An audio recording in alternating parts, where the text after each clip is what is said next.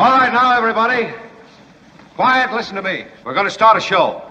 Now, some of you people have been with me before. You know it's going to be a tough grind, but we're going to have a show.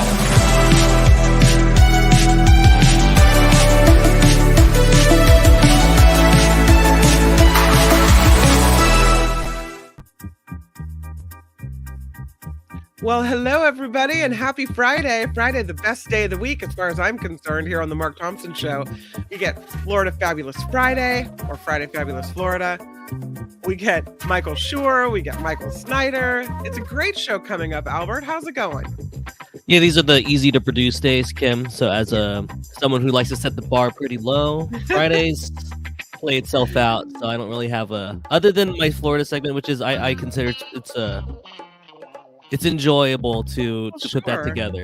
So we know Mark is on the cruise, and I talked to him last night, and they weren't feeling so hot. So this is quite the adventure they're having. Mark is not coming back until the new year. So Albert and I and Tony, we're all keeping this the Mark Thompson ship here on the show, steering through the new year. I did request people to send me their holiday videos, and I'm really happy to tell you that I got one from Cindy O. So I wanted to share what she sent in, kind of a little holiday cheer from her house to all of us. And also I want to tell you what happened with Janet R. last night in Petaluma as well. So good morning and welcome to the Mark Thompson Show.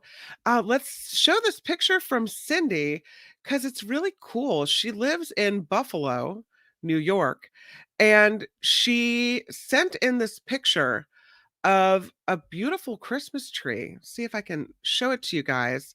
Here it is. Yeah, look at that. And she's got these beautiful carved windows right above it. I'm going to zone out a little bit there. Yeah, so that's a picture from Cindy O, who sends this in from Buffalo, New York.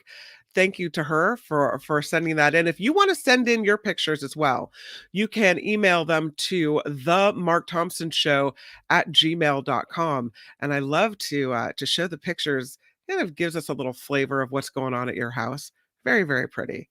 So, but one of the things I did want to say is that I did meet Janet R. last night in Petaluma. This is the second time we've crossed paths, and she gave me the nicest Christmas gift. And I just want to say thank you, Janet R. And what a pleasure it was to see you in person. So, as I mentioned earlier, it's just a wonderful benefit of having to change platforms from radio to now YouTube and podcasts, that we get to know you in the chat in a way that we didn't necessarily get to know you on traditional radio. So what a treat that has been. Please click the like button here on the Mark Thompson Show. And if you haven't subscribed, smash it with your iron rod. Yeah, baby, smash it. And subscribe as well if you could. So yes, as I mentioned, we have to check in on Florida today. John Daly will be along to talk about all the things that Albert has put together, and then we'll pick our favorite. Michael Shure got waylaid. He was in Iowa. He was actually covering the Trump appearance there in Iowa. He got waylaid in the airport, got stuck somewhere in Phoenix, so wasn't able to be here today. But last night, from a darkened, mysterious hotel room in Phoenix, we taped a segment. So we'll air that coming up here. Today, he's somewhere trying to get home on a standby flight. So I hope he makes it back to California. And then our resident culture blaster, Michael Snyder, will be here. I can't wait to hear what he thinks about this new Bradley Cooper movie, Maestro, because from other reviews I've heard, it's not what people were hoping for. So we'll see what Michael Snyder has to say about that. But here's some stories I thought we could dig into right now. The Mark Thompson Show. So Mark sent me this link today of something he saw on X, and it's from Robert Reich. And he writes, "Thanks to De Joy, your presents from Santa are stuck in a warehouse in downtown Atlanta. Here's how the Grinch stole the post office." And he posts this video. Everyone in America liked the post office a lot, but a Grinch named Louie De Joy did not. The former guy picked him to lead USPS, Why choose De Joy? Let me hazard a guess. His millions in GOP campaign donations led Trump to pick him with no hesitation. Since getting the job, he's had only one plan: sabotage the post office wherever he can. He's rolled out a scheme to hike postage rates and slow down deliveries in all 50 states. Thanks to the Grinch, your presents from Santa are stuck in a warehouse in downtown Atlanta. Millions of cards and letters and toys won't be there by Christmas because of De Joy.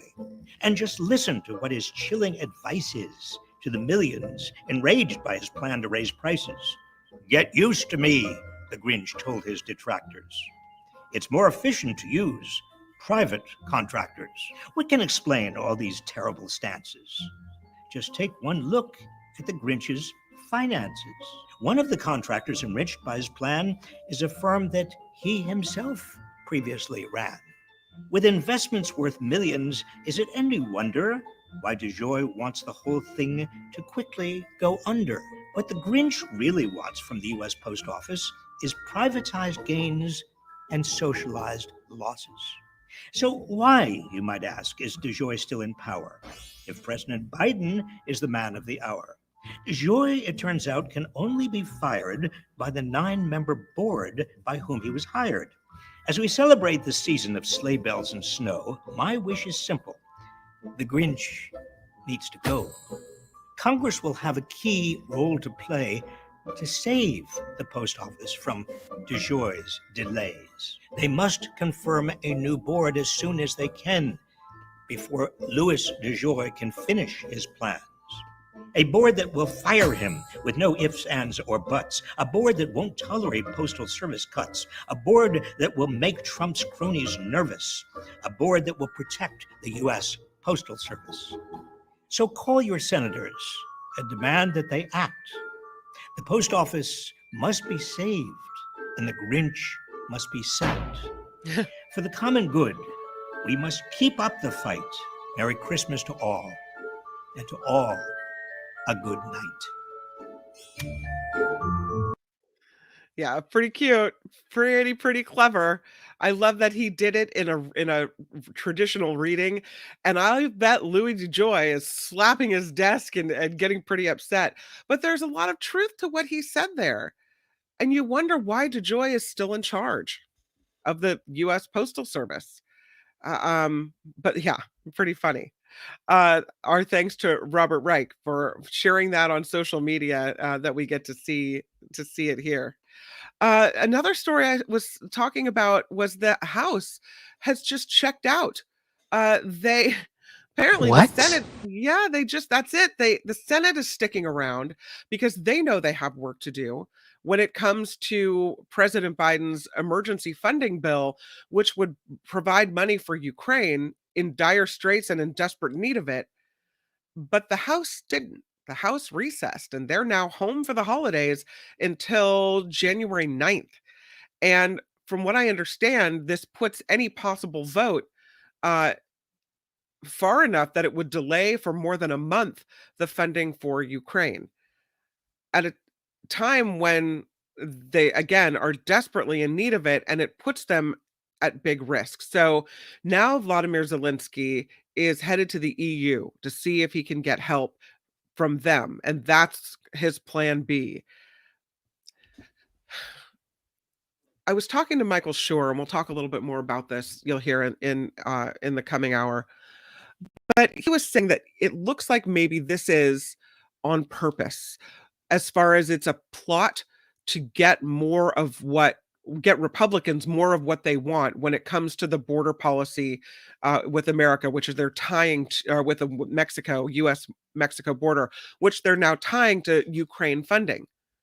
And so if they let it go and put Ukraine in an even worse spot, then maybe Democrats will somehow be more motivated to make deals they wouldn't have before. Pretty crappy to do to people. Senate Majority Leader Chuck Schumer says, look, we have to get this done. The Republican colleagues who said action on the border is so urgent should have no problem continuing to work into next week. But they didn't. They didn't. Schumer says, we know the world is watching. We know autocrats like Russian President Vladimir Putin and Chinese President Xi Jinping are hoping for us to fail. So we need to try with everything we can to get the job done. Not so for the House. The GOP-led House slapped the gavel and off they went for the holidays. Very frustrating to see that they're not getting the work of America done. Or maybe they are. And again, maybe this is just some big tactic. I don't know. Here's a holiday story about a hypocrite. This is from a Fox News host as well. Jessica Tarlov. She, I would say, took it straight to James Comer, who is the House Oversight Committee chair, for what she calls his hypocrisy over the GOP's impeachment inquiry against President Biden. So she's the liberal commentator, and she's on the show called The Five.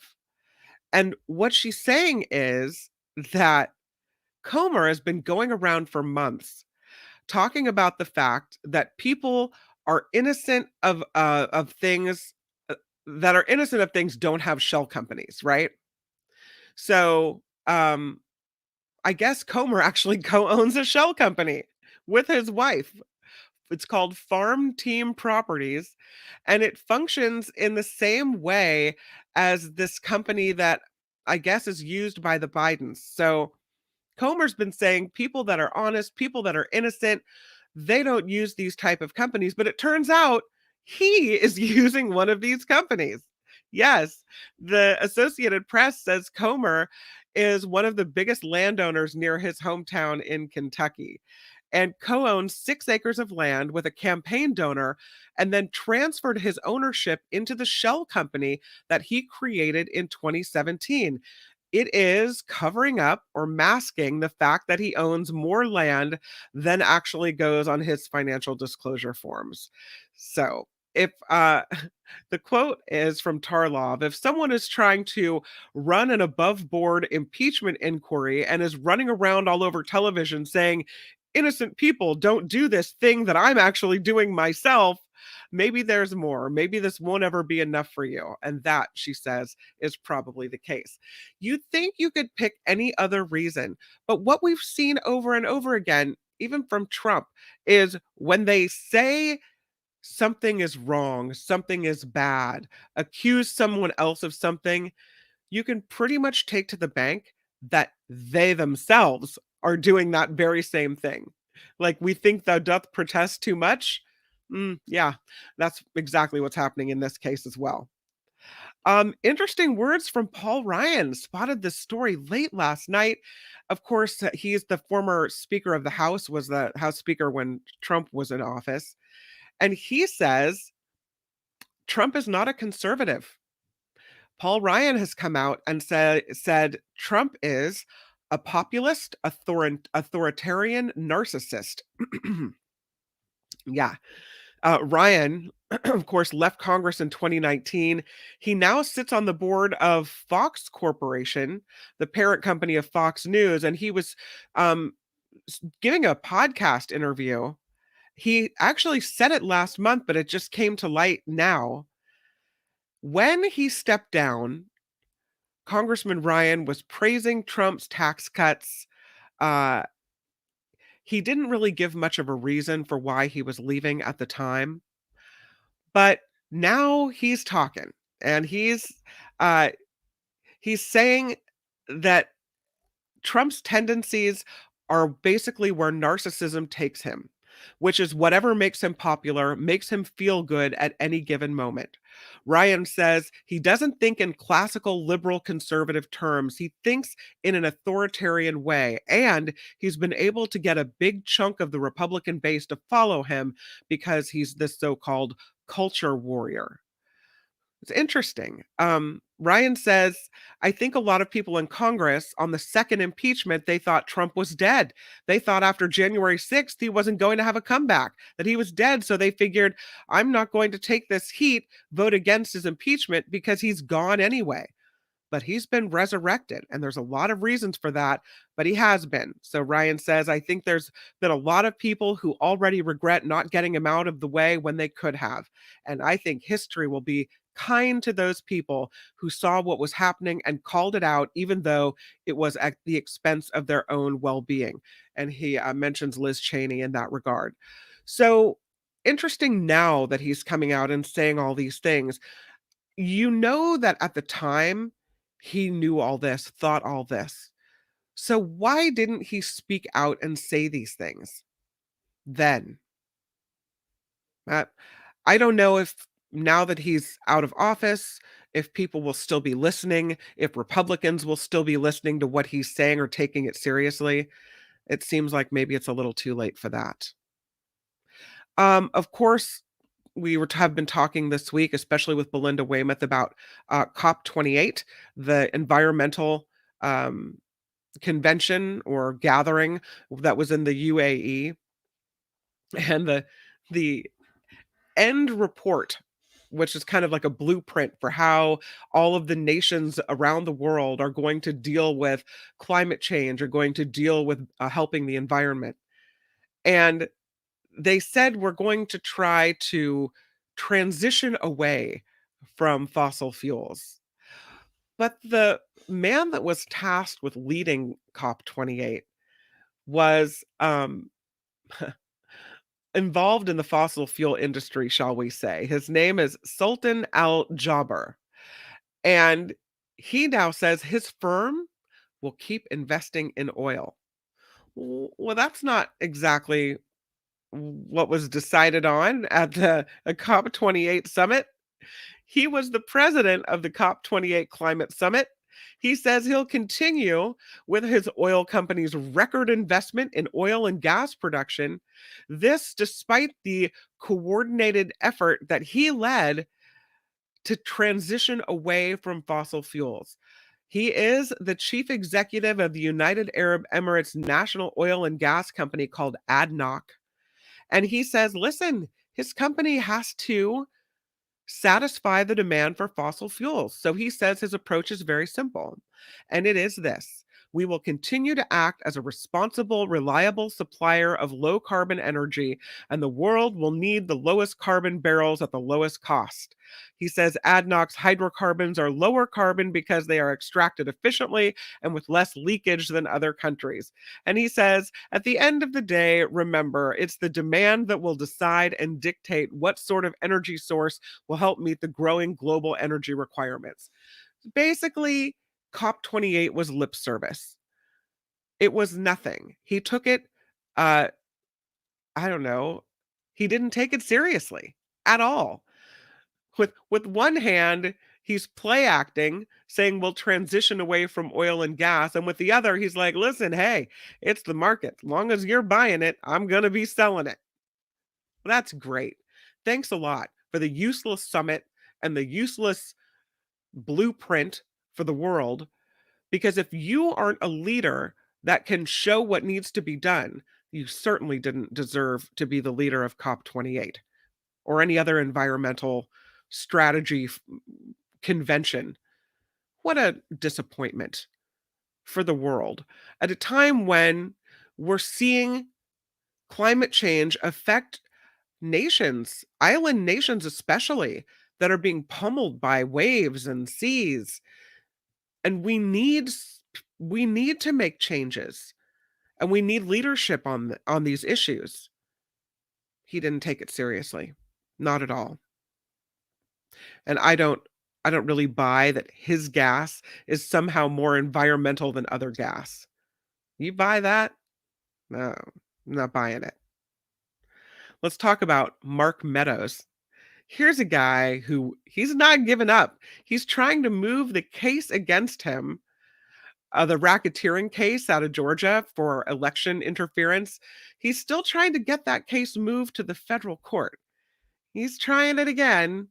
A federal appeals court will be considering today, likely, whether the former White House chief of staff for Trump, Mark Meadows, who has been charged by Fonnie Willis, the Fulton County prosecutors, over his role in trying to overturn the 2020 election in Georgia, should see his criminal case move from the state of Georgia over to the federal government.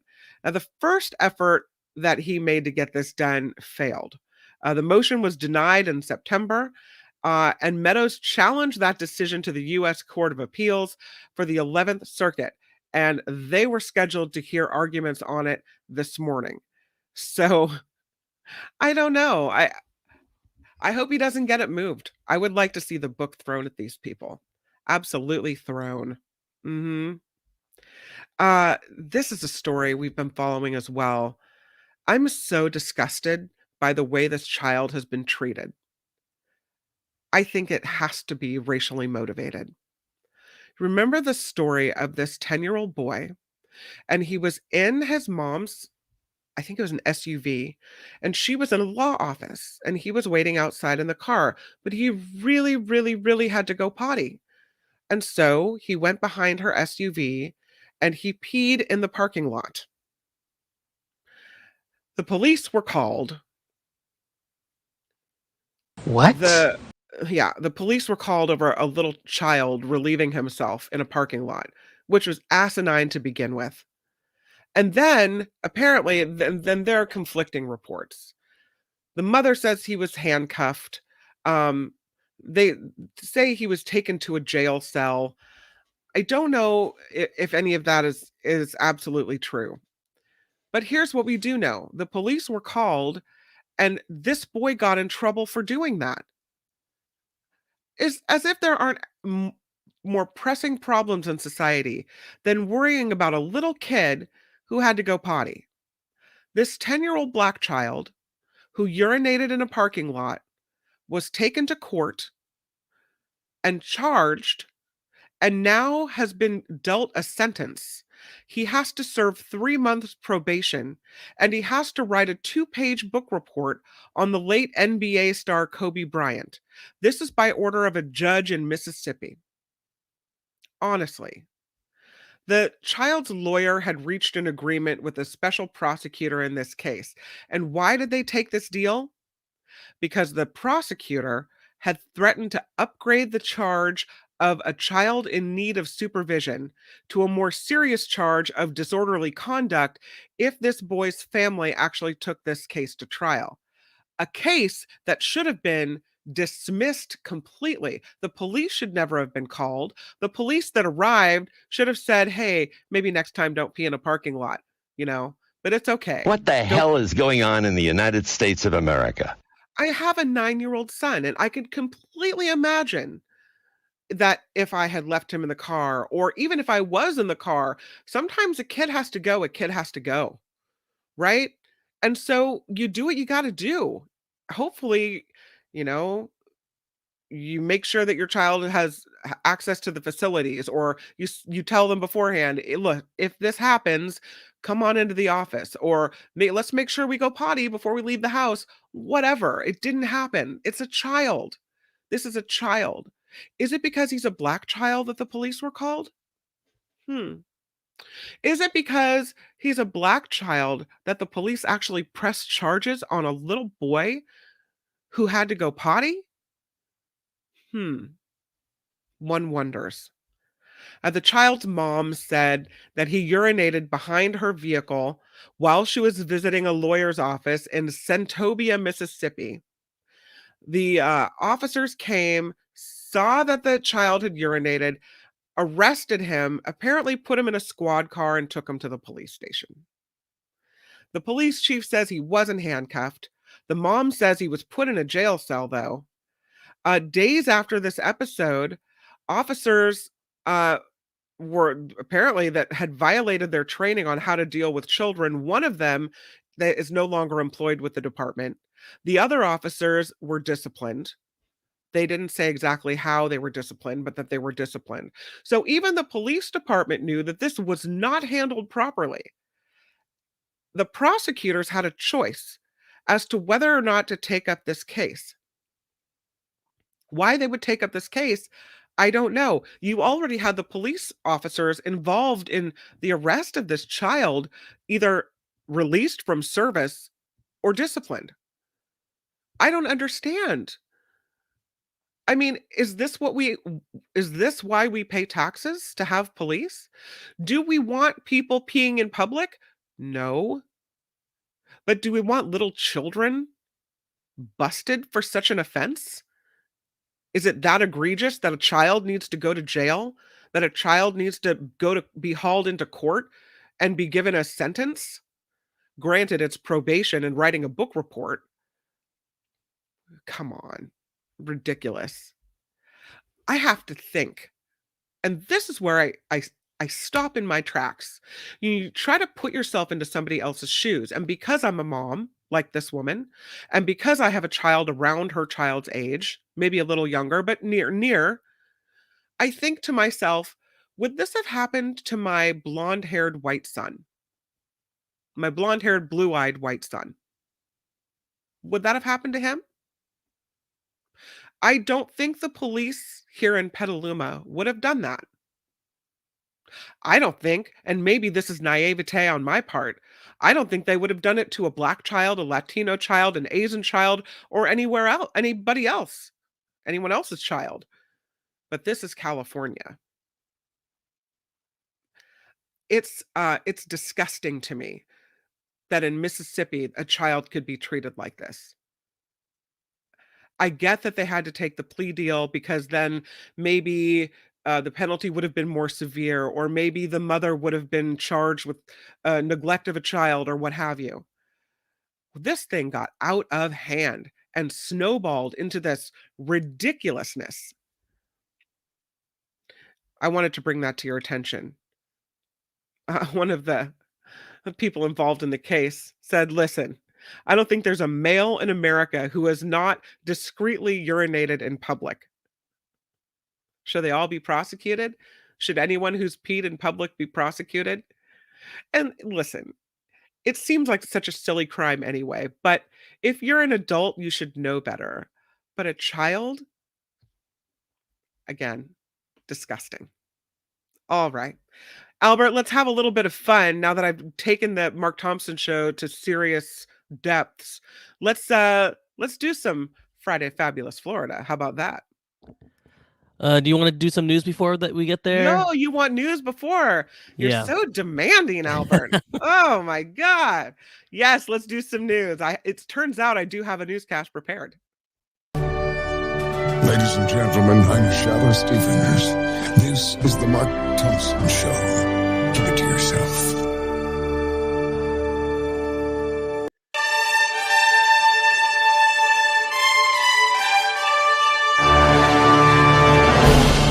On the Mark Thompson Show, I'm Kim McAllister. This report sponsored by Tenuta Vineyards in Livermore. I got in my hand the Why Are You Yelling Red and the Pinot Grigio. So good. As for the news, the White House is urging Israel to scale back its ground combat operations in Gaza to avoid even more civilian casualties. National Security Advisor Jake Sullivan conveying that message to Prime Minister Benjamin Netanyahu during a meeting today in Tel Aviv. The war between Israel and Hamas is now in its 70th day. Jurors in Rudy Giuliani's defamation trial are deliberating for a second day in Washington, D.C. They are determining the amount of damages the former Donald Trump lawyer has to pay to a pair of Georgia election workers in 2020. So an attorney for Ruby Freeman and Shay Moss, the election workers, asked the jury to award the mother and daughter $24 million each. Senators are delaying their holiday break to work on an immigration deal. Majority Leader Chuck Schumer saying negotiators from both parties and the White House will be working through the weekend. Senate Republicans say they won't vote on U.S. aid to Israel and Ukraine without an immigration deal to help secure the border. But again, as the Senate works on this, the House is checked out for the holidays. At least 26 people, 26 injured after a lawmaker detonated grenades at a village meeting in Ukraine. This meeting was being live streamed on Facebook. It shows the man reach into his pocket and drop the grenades on the floor, leading to the explosions. No word on why he carried out this horrible attack. Colleges are having a hard time figuring out if students or AI wrote application essays. For the first time, generative AI tools exist, and many students are using AI for the admissions process. Rules can be confusing, with many universities encouraging students to use AI for study, but most forbid using AI for applications. Ooh, it's a wild idea, but it just might work. I mean, it's a thought that you would want to see what the person can really do, not what AI can do. Officials hope students will realize the value of writing in a clear, sincere voice. But one Stanford professor said he thinks ultimately it will be an arms race between detection and evasion when it comes to using AI in the applications process. It is a wild idea, I'll tell you that. Wow. In California, the last nuclear power plant is staying open longer. State regulators voted to let the Diablo Canyon plant keep running near San Luis Obispo for at least 6 more years. Governor Gavin Newsom says it is necessary to ensure electric grid reliability and reduce the risk of power outages in California. But opponents don't agree. They are pushing for this to close, while a consumer group is concerned that the extension may increase the rates for PG&E customers as well. More California drivers are transitioning from gas to electric vehicles. And while that may be good for the air, it does mean losing $6 billion in gas taxes over the next 10 years. And that is the finding in a new state analysis report. It explains the money will have to be made up somewhere, or the highway maintenance will suffer. Experts say residents will end up paying in some way. Of course, they're always going to find a way to suck that money out of us. The state is on track to reach the goal, though, of net zero emissions by 2045. It's a new tool in California's fight against drugs. The website opioids.ca.gov just launched. Opioids.ca.gov. It's described as a one-stop shop for prevention and treatment resources. On top of that, California is investing nearly $8 million in local organizations for education, for testing, recovery, and support services. And Governor Newsom says the opioid crisis touches every person and every community in the country. Speaking of drug addiction, often leads to homelessness, we know. And now we're going to get an update today on California's work to transform the behavioral health care system. Governor Newsom will talk about new tools and significant investments in services, workforce, infrastructure. He'll explain how his Care Court program is going. It began in October in 7 counties to allow the involuntary treatment of more people experiencing mental health conditions to get care and to get housing. So we will see how that is going, and maybe see it transition to wider use in other counties as well. Sharon Osbourne is not smiling over the results of her latest plastic surgery. The former America's Got Talent judge tells the Times of London having another procedure on her face in 2021 was the worst thing she ever did. Osbourne added, even with the surgery, she looks in the mirror and she knows what she really looks like. Oh, sad situation. This report is sponsored by Tenuta Vineyards in Livermore, and it's just the edge of getting your order in and making sure that you have your Tenuta wine for your holiday table, if that is something you would like to do. I'm in love with the Why Are You Yelling Red. It is very, very good. You can see I'm holding it up there on the side. Absolutely good. I will also tell you that out at the winery in Livermore, you can have your picture taken with Santa from 1 to 3 p.m. What? Yes. And for being a Mark Thompson Show listener, you get the exclusive 10% off deal. 925-699-4576. You call them, you ask Rich for the discount by saying, smash it with your iron rod. Smash it with your iron rod. knew it was coming. He will give you that 10% discount on whatever it is that you are purchasing from Tenuta Vineyards. But I would also urge you, go out to the winery this weekend. Call the number 925-699-4576 and see about setting up a time to come out, or just go from 1 to 3 p.m. and get your picture taken with Santa, have some wine, enjoy the view of the vineyards. Going to be a really nice one, especially since it's going to rain next week. Might be the perfect time to go out and do something fun and get yourself outside. I'm Kim McAllister, and this is The Mark Thompson Show. The Mark Thompson Show.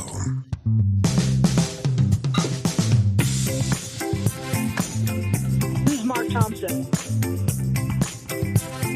Everything is going extremely well.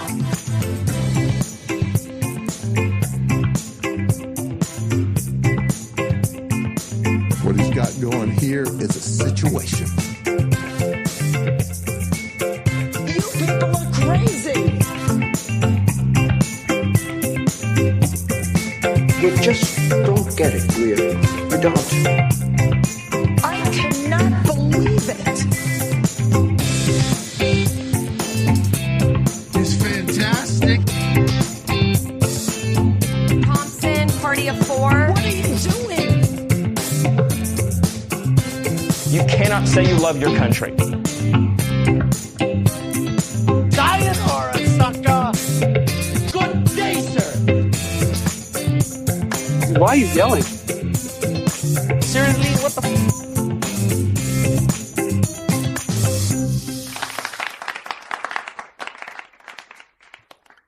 Welcome to the Mark Thompson Show. Kim McAllister in for Mark Thompson, and Albert has put together a great Florida segment. I've been peeking at these stories, Albert. You've really outdone yourself today. I mean, I could only do as well as Florida does for us, so we could shout out Florida there. Absolutely. Shout out to our wackiest state. All right, let's bring in John Daly. Welcome, John Daly. Hello, Kim McAllister. You know, Albert, I was thinking if you used AI to create the Florida segment, would we be able to tell? I don't think so. And actually, in a way, that's me kind of setting the bar higher by hustling a little more, but it's actually being a little lazier by having AI develop a segment for me. So, well, we just did a story yesterday on the after party about AI getting lazier at this time of the year. So maybe you should check. I mean, I do feel some FOMO for not having that around when I was going to school, because I would definitely taken up that challenge. All right, let's kick started. AI gets C's. C's get degrees. Let's get into it, boys. It is Friday Fabulous Florida. It's time for Friday Fabulous Florida. There is a gigantic alligator in my kitchen. A look at the weirdest stories from our weirdest state. We'll start with this story about a revving car engine. And have you ever heard a car engine revving and it's loud and you think to yourself, that's annoying, right? Happened last night. Did it escalate, though, the way it would have in Florida? Almost. Let's talk about this one. This man in Florida found himself behind bars after he allegedly flung an object inside another man's vehicle and then whipped out a sword during a road rage fight over his revved up engine. Yes. I didn't have a sword. No, well, that's your first order of business, is to go get yourself a sword.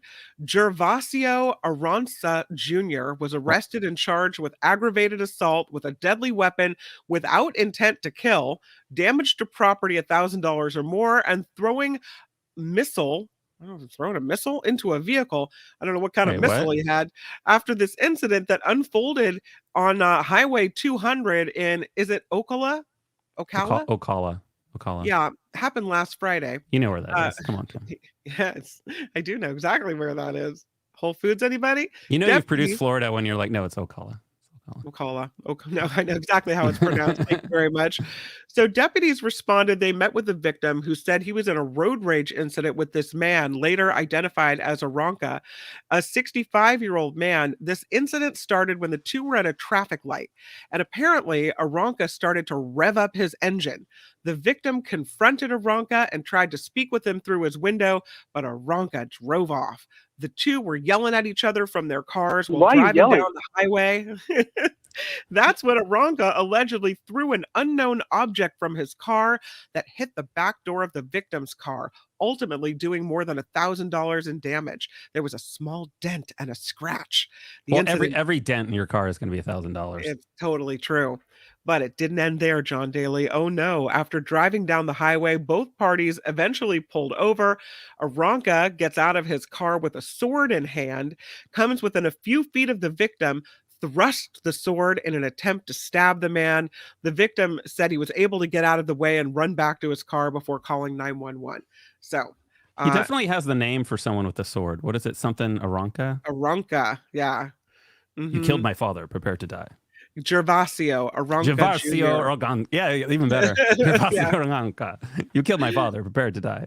Well, the guy got his license plate, and so deputies ended up finding this guy, Aranka Jr. Can you imagine down the trying to road. get the license plate while someone's like trying to like throw a sword at you?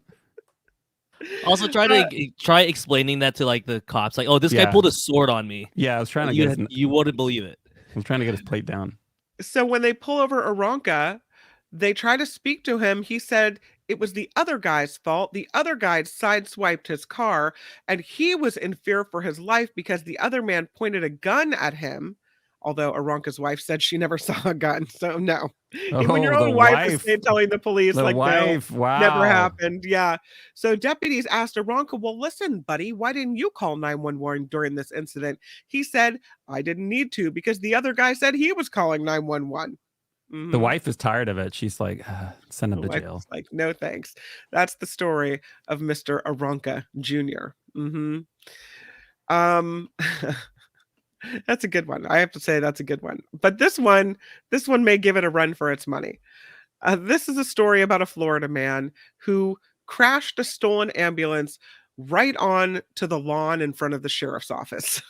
Well, nice. Wait a minute. Minor damage to the lawn. That was about it. But this Florida man was taken into custody after driving a stolen ambulance to the front door of the Columbia County Sheriff's Office. First responders were helping a man who was experiencing an altered mental state after possibly taking drugs on Saturday when he gained access to the front of the ambulance and just drove it away. During the pursuit, the patient, identified as 35-year-old Stanley Williams, hit a curb and steered the ambulance right into the entrance of the Sheriff's Office Operations Center. Oh, I mean, it's nothing says arrest me like pulling up right in front of the sheriff's office. Deputies reported no damage to the sheriff's office property, just some minor damage to the lawn. They say it's not every day that a pursuit ends right at our front door. You talked about this with Mark. A lot of these ambulances, they keep the ambulance running when they run into a store to get some food. And since you talked about that with Mark, I've seen 2 ambulances here in San Francisco unattended and still running. So if you want a getaway vehicle, yeah. I've seen ambulances stolen. Actually, one was stolen in Sacramento at a hospital where I had worked at the time. Somebody just walked in, got right in, hopped and drove it off, and that was it. Ooh, it's a wild idea, but it just might work. I would say if the paramedics are trying to help you, as they were with this man in this case, then maybe stealing their rig isn't the best move. No. A Florida woman is suing SeaWorld after a large palm tree branch fell on her during her wedding. Uh-oh. Yeah. So this happened in Orlando. Not getting 5 stars. No, it's not. A Florida woman is suing SeaWorld Parks and Entertainment after she claims to have been hit and concussed by a falling palm tree branch while at her wedding in Discovery Cove. What he's got going here is a situation. Yeah, Donna Montesanti was a business invitee at a wedding at Discovery Cove. Her attorney said in this filing she was preparing to make the toast at the wedding, and she stepped away a short distance, and that is when she heard a crack, and a large branch broke loose from the palm tree about 50 feet above. The palm tree branch reportedly smacked her right in the head, neck, and shoulders, causing a concussion, and what she says are other permanent injuries, according to this lawsuit. Maybe she went on too long. The palm tree's like, oh, wrap it up. Too long of a speech. It's well known in Florida that royal palm trees have to be routinely maintained and cut, or they will shed themselves, causing very serious falls onto people below. That is what her lawyer wrote in the lawsuit. My bad. I'm sorry. Who has their wedding at SeaWorld?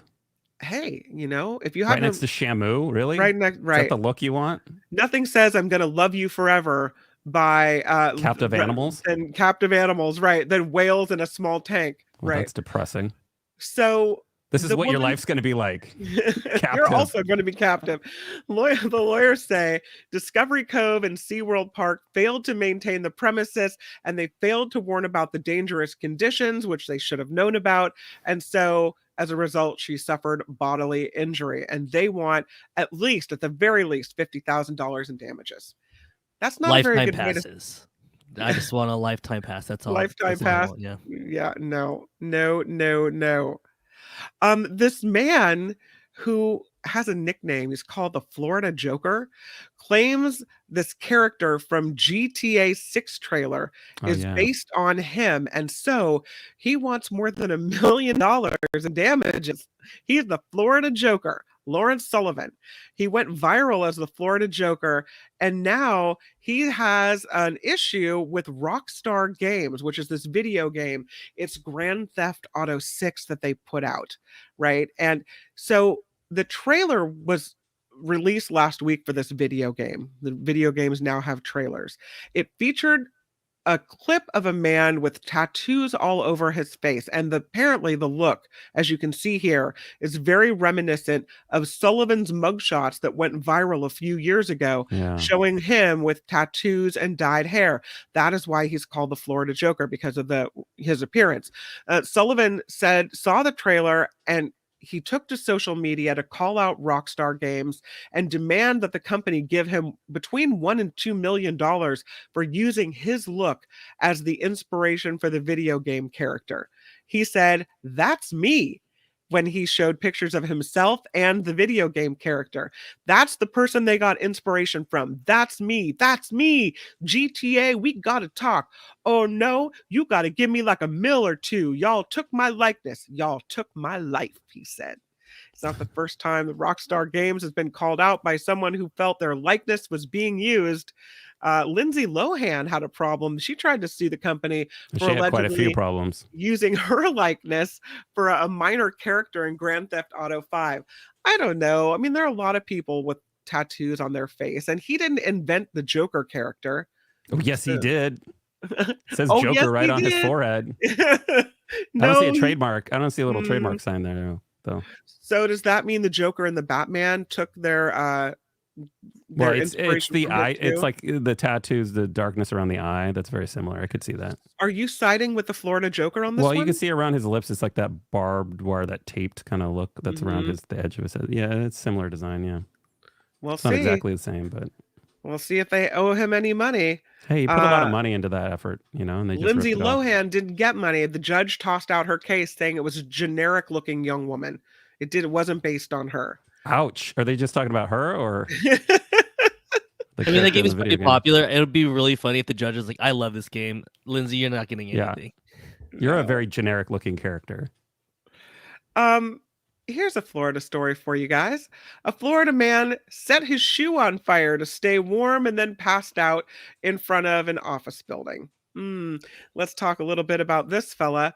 This happened in Lady Lake, Florida, where a man has now found himself behind bars after apparently setting one of his shoes on fire to stay warm. Then he passed out, leaving the fire unattended. 38-year-old Michael Dubberly arrested, charged with disorderly intoxication and recreational fires after this incident happened outside a real estate office. Recreational fire? Yeah, I guess you can't have a recreational fire. It happened in Lady Lake in December 5th. When officers arrived at the scene, what can you tell us about the scene? They found Dubberly passed out in front of this office building with a shoe fully engulfed in flames. Did you really just do that? Which is redundant when they say fully engulfed. What other kind of engulfed is there? But it was right in front of them. That would not be engulfed Just in the that back case. of the shoe. Back of the shoe is engulfed. The fire, which was located less than 5 feet from the front entrance of the building, was extinguished by an officer. Lying next to Dubberly was a few cans of alcoholic beverages. One was empty, another half full, Willing to a bet your third lunch? unopened.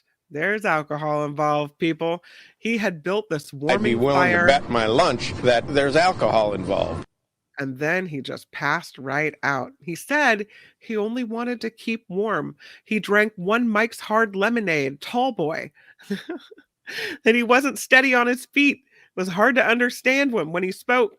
He said the police said they could smell a strong odor of an alcoholic beverage coming from him. I feel like a lot of these things happen in San Francisco all the time. I called the fire department when a homeless guy set like a big fire on the sidewalk with pizza boxes and whatnot. They just come over, kind of douse it and then take off. Move on. Was that a recreational fire though, John? I don't know if it was recreational. If you're just trying to stay, that guy was not trying to stay alive. It's not. Well, listen, here, in Florida, you get arrested for such things, okay? Yeah. I'm telling you.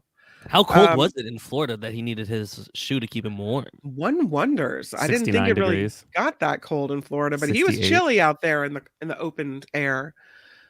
Maybe it was a brisk breeze off the sea in Lady Lake. Cuba is thwarting a terrorist plot by a South Florida man who apparently arrived by jet ski. Why not? Wow. Cuba saying late Saturday, this is according to Reuters, that they had thwarted a terrorist plot hatched in South Florida. According to a report on their state-run Cuban media. This man allegedly arrived on the island by jet ski to commit acts of violence. They are still investigating what happened here, but they say that this man has been tied, or the plot has been tied, to at least 2 groups, Nueva Nación Cubana and La Nueva Nación Cubana en Armas, which Cuba has labeled terrorist entities. So the report is saying that one of the men they arrested, who appeared, whose identity was unclear, was armed with several handguns, ammunition clips, and ammunition. The report says this man, a Cuban residing in Florida, entered Cuba illegally on a jet ski with Florida registration and then abandoned it in a mangrove swamp on the island's north coast before making his way overland to Cienfuegos in south central Cuba. The man then allegedly attempted to recruit others to help him commit acts of violence, arson, vandalism, all of this before his eventual arrest. And the state-run media in Cuba and says several other Cubans residing in South Florida and Cuba were under investigation for their involvement in this alleged plot as well. You know where that is. It's right by the communist Whole Foods. Is that where it is? Yeah. Do they have that there too? Yeah.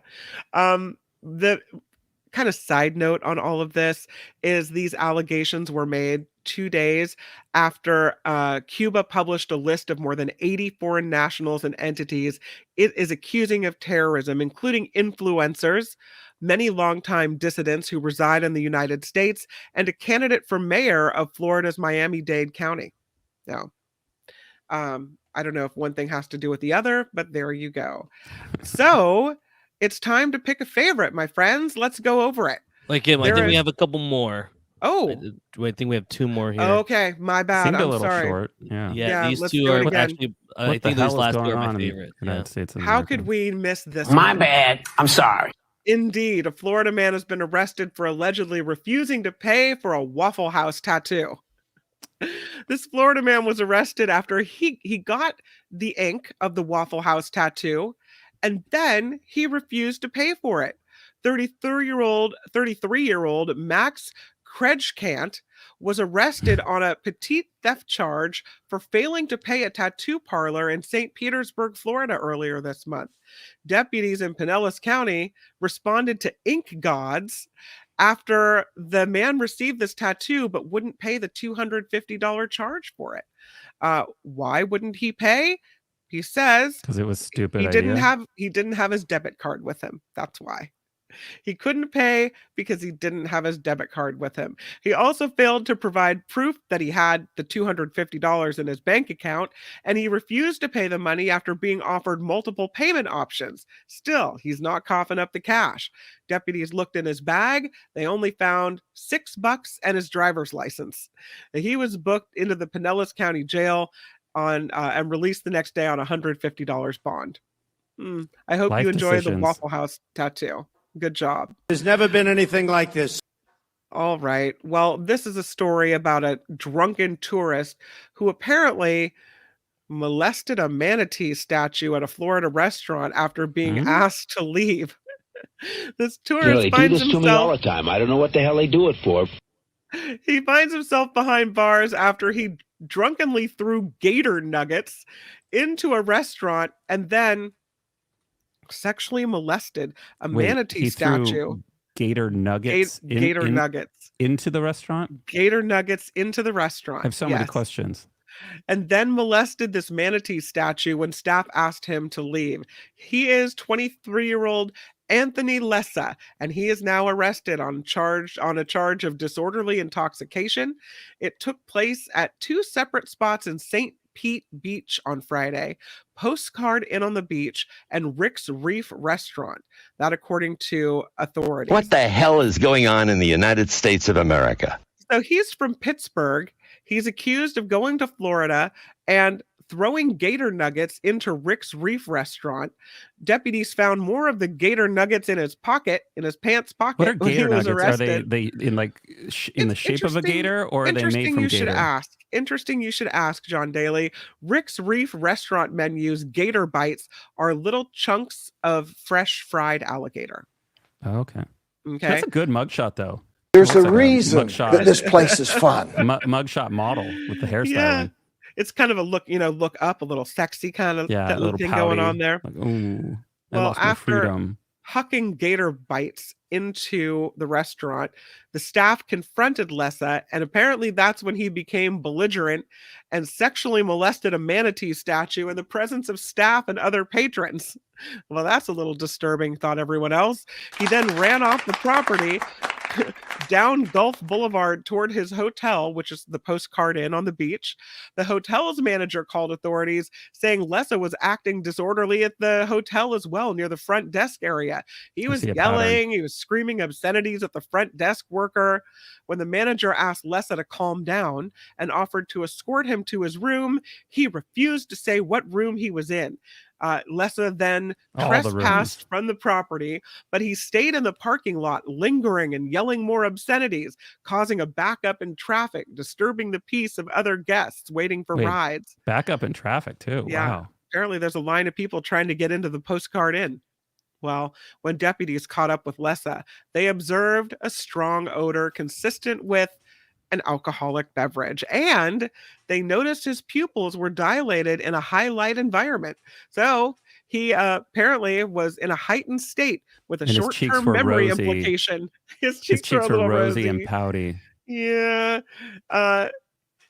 He continued to ask deputies why he was being arrested on a loop. Like, he was placed into custody near the hotel. He was transported to jail. He's since been released on his own recognizance. That's a vacation, people. Sounds like that was more than alcohol. That's a vacation. All right, now let's recap it and pick. I can't believe you left that one out. Yeah, there was a little space in between, and I didn't see those 2 stories down below. Always a complaint from you, honestly. No, just pointing out the fact that you almost left that out. That's a great story. The good ones, exactly. Yeah. All right, we have the Florida man who flung an object at a car and then whipped out a sword during a road rage incident. Strong. The Florida man who crashed a stolen ambulance right onto the sheriff's office lawn. The Florida woman who sued SeaWorld after she got hit with a palm tree. Karen. The man dubbed the Florida Joker, claiming his character from Grand Theft Auto 6 is based on him. A Florida man who set his shoe on fire to stay warm, found with that Mike's Hard Lemonade laying right beside him. Cuba, saying they stopped a terrorist plot by a South Florida man who arrived on a jet ski and ditched it in a mangrove. A Florida man arrested for allegedly refusing to pay for his Waffle House tattoo. I That's saw a a picture strong of that contender. tattoo. It's Yeah. it's the sign for the Waffle House. You know, every Mhm. letter's in a square, and it's kind of like crooked. Like the letters they're not in like lined up. So You know? should have argued the reason he wasn't going to pay for it was Yeah, because it yeah, was a defective tattoo. yeah. Sloppy. And lastly, the drunk tourist who uh, threw the gator bites allegedly and molested the manatee statue in an untoward way. And he was a tourist too. He was a Wow, tourist from he was Philadelphia. living it up. He was having the vacation of a lifetime. You know, he took his Florida vacation seriously. All right. Yeah, he When he in he, Florida, he understood the assignment. exactly. All right, John Daly, what's your fave? I was gonna go with sword until you added those last stories in, but I Mhm. have to go with the manatee molester. He's got a lot in there. That's a lot packed into one story. The chucking of the gator bites and the manatee molesting And backing up traffic. Yeah. and the yelling and the screaming and the Why are you belligerent yelling? nature. Yeah, all of that. Albert, what's your fave? I mean, anytime there's a sword involved, you got to go with the sword. It's a cool move. I always like to imagine the judges in Florida being like, "Oh, he used the sword. We're gonna shave 2 years off of his sentence." That was pretty cool. All right, what do we have going in the chat? What seems to be the fave? The manatee statue story, 42%, and then we had the recreational shoe fire in a close vote with the man with the sword. So Oh, who doesn't love lots a of good good headlines recreational this shoe week. fire? I mean, come Recreational on. shoe fire sounds like he's doing like drugs, like recreational drugs. Yeah. Yeah. And just I think experimenting. I'm definitely choosing the gator bite throwing manatee molester. That's got to be it. Got to be it. All right, let's And there's look good alliteration there. The manatee molester. It Mhm. sounds like a great nickname. I would agree. Well, that has been Friday Fabulous Florida. This has been Friday Fabulous Florida. There is a gigantic alligator in my kitchen. Y'all come back now here. Good one, Albert. Thanks for being here, John Daly. I'll see you on the after party live in, gosh, less than an hour. Yeah, and now I'm gonna call the police because someone's urinating outside my building, and I'm sure they won't laugh at me. No. In San Francisco, good luck. Yeah. Yeah, no. I'll see you on the after party. Call them when they start throwing gator bites, and maybe we'll have a problem. Okay, we'll do. Yeah. All right. See you on the Bye-bye. after party live, John Daly. Thank you for coming on. Bye-bye.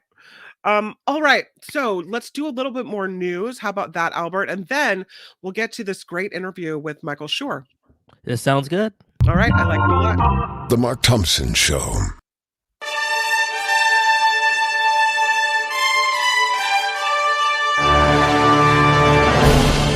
On the Mark Thompson Show, I'm Kim McAllister. This report sponsored by CoachellaValleyCoffee.com.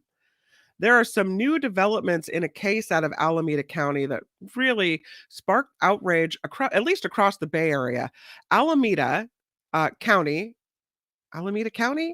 City has agreed to settle a wrongful death lawsuit for $11 million. The money will go to the 7-year-old son of Mario Gonzalez, who died in 2021 after officers pinned him to the ground for 5 minutes. The coroner's office blamed meth and stress from being restrained, but the 26-year-old's family ordered their own autopsy, which found he died from asphyxia and had stopped breathing while being handcuffed. The officers were cleared last year of any wrongdoing and returned to work. A judge is expected to approve this settlement out of the city of Alameda. New plan now to fight the fentanyl crisis in San Francisco. The city will begin testing wastewater next month, much like what was done to monitor COVID. Officials will measure and track the levels of several drugs, including meth and cocaine. Marin County has been doing this since last year. The director of public health says the weekly reports already help sound the alarm for hospitals when the misuse of an animal tranquilizer showed up. So this can be helpful in that fight. San Jose, the latest to crack down on retail crime. More police than ever are walking inside malls and storefronts now. Shoppers and businesses are noticing a very increased police presence, saying it makes them feel better. One sergeant said 3 officers will now conduct daily 6-hour evening patrols 4 days a week. The goal is to be a visual deterrent and catch thieves in the act. The city of San Jose saw a 25% rise in retail theft last year compared compared to 2021. And so maybe that's what it will take, having police officers patrol the mall, walk a beat around and around the mall. Yeah, I was in Dublin last weekend, and I actually drove up to a Target, and I saw, like, a normal-looking lady in handcuffs, and I think they're going through her bag. So Wow. I think, yeah, they're really cracking down on the shoplifting. Mhm. While San Francisco is making it easier for small businesses to get permits, the city is making 100 changes to its planning code by eliminating fees, streamlining rules, and removing simple zoning restrictions. One example, liquor licenses for music venues. Bars and restaurants will go through a faster review process and get a hearing within 90 days. Mayor London Breed says the laws make things that were impossible for years now very possible. A high-tech battery manufacturing facility is expanding in Fremont. Amprius Technologies is dealing with a backlog because of high demand. The CEO calls this next step a milestone, saying they'll boost production capacity by 10 times. The company makes silicone anode lithium ion cell batteries used in military technology, drones, and air taxis. The mayor says the expansion shows how the city is working to become a hub for advances in innovation. So that is what is going on in Fremont. In Los Angeles, a man who killed a nurse at a bus stop is getting 12 years in prison. This man sentenced to 12 years for killing a nurse in an unprovoked attack at a bus stop in downtown Los Angeles. The 70-year-old woman died January of 2022 after being punched and hitting her head on the ground. At the time of the attack, she was waiting to take a bus to Los Angeles General Medical Center, where she'd worked for 38 years. The man was immediately sentenced, pleading no contest to voluntary manslaughter. So 12 years for that. An 18-year-old man is behind bars on suspicion of randomly attacking two teenage girls.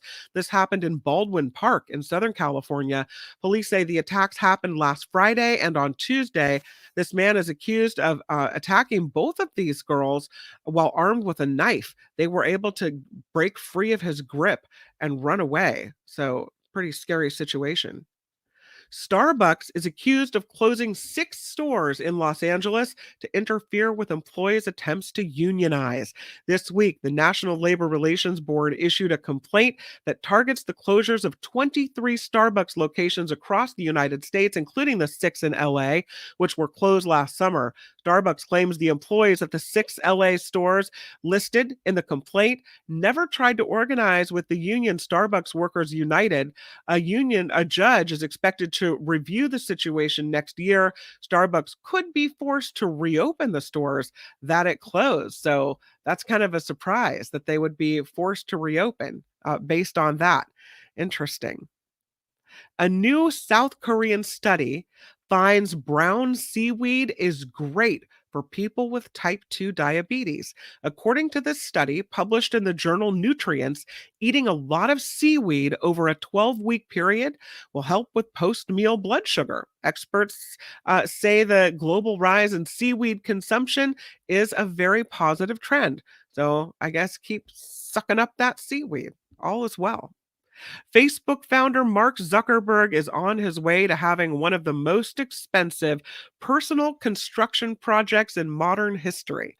According to a Wired investigation, Ko'olau Ranch in Kauai will be the new family home for the billionaire after he purchased the land for $170 million. The compound will consist of more than a dozen buildings and will be completely self-sufficient. It will also have a doomsday bunker with a blast-resistant door. Doesn't that make you think of Mike Myers movie and like the island getaway of the villain, where it's all this elaborate, I don't know, system of doors and bars and security? And yeah, Mark Zuckerberg. I don't know. Dr. Evil. Could you be the same person? This report sponsored by CoachellaValleyCoffee.com. You can get your 10% off for being a Mark Thompson Show listener by typing Mark T at checkout. You might still have time to order it for the holidays. The tea is amazing. The ginger mint, the there's another mint tea that's really good as well. It's the Moroccan mint that I'm thinking of. The Dragonwell tea, so good. They have a holiday blend coffee that my husband is raving about, and Mark Thompson has raved about as well. So check it out, CoachellaValleyCoffee.com. And don't forget, if you end up with something in your cart, type in Mark T for your 10% off at checkout. I'm Kim McAllister, and this is The Mark Thompson Show. Thompson Show. Oh, I knew I'd mess it up. Good afternoon, everyone. Kim McAllister filling in for Mark Thompson, who's on a cruise ship. As you can tell, it's, we try to do what we can, but it's not really the Mark Thompson Show. It's just kind of like maybe the half-assed Mark Thompson Show, but we're trying our hardest. So Michael Shure, of course, our wonderful journalist, a friend, Friday guest, got waylaid in an airport, and I have him. He's in a hotel in the middle of the country. Let's bring in Michael Shure, everybody. Michael Shure, welcome to the Mark Thompson Show. Hi. Good to be here. Not good to be right here. I'd rather be home, but fine to be here and happy. Yeah. So what are you doing? Where are you in the world? Well, I'm not quite in the middle of the country. I'm in the middle of Arizona. I was in Iowa, so I was in the middle of the country, and the plane missed a connection, and I had to spend the night here because there was no plane to get onto to go home. But it's fine. I travel all the time, and this doesn't happen that often. All right. So you were in Iowa, and were you with the Trump? Yeah, for a little bit, I spent a little time outside of his event, and he had an event in Coralville, which is near Iowa City, which is home to the University of Iowa, and we went out there and talked to the people that were there, listened to what the former president had to say, and a couple of interesting interactions. Was it a lot like a Trump rally where you just hear the craziest things, or were there people there that were a little more thoughtful?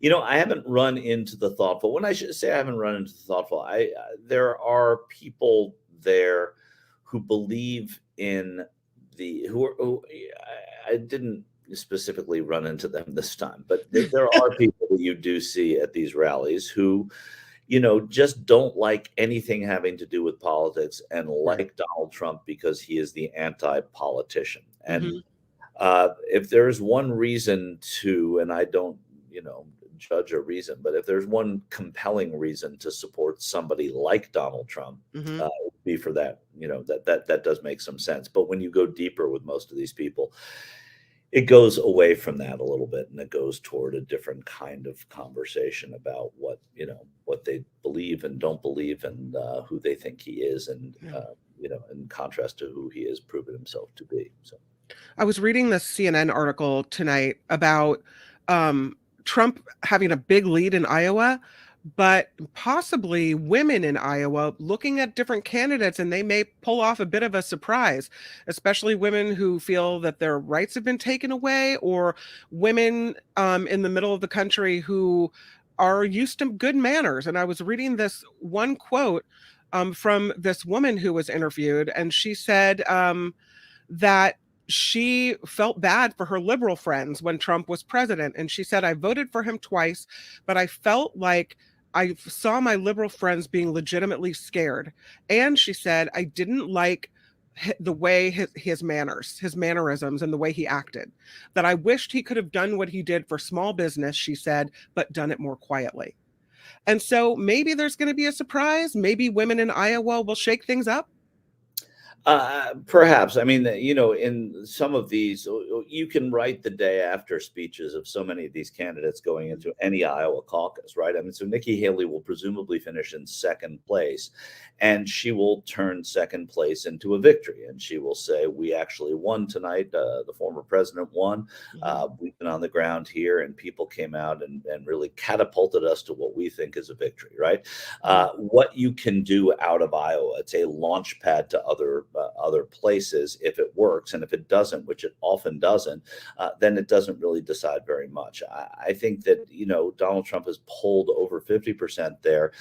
You hear people say these sorts of things, and kudos to reporters looking for those types of voters who have a different take on it in a Republican caucus in Iowa. And this person said she voted for him twice and she feels badly. Okay, and she doesn't like his style. Mm-hmm. You maybe took a shot at him in the first vote with the first vote.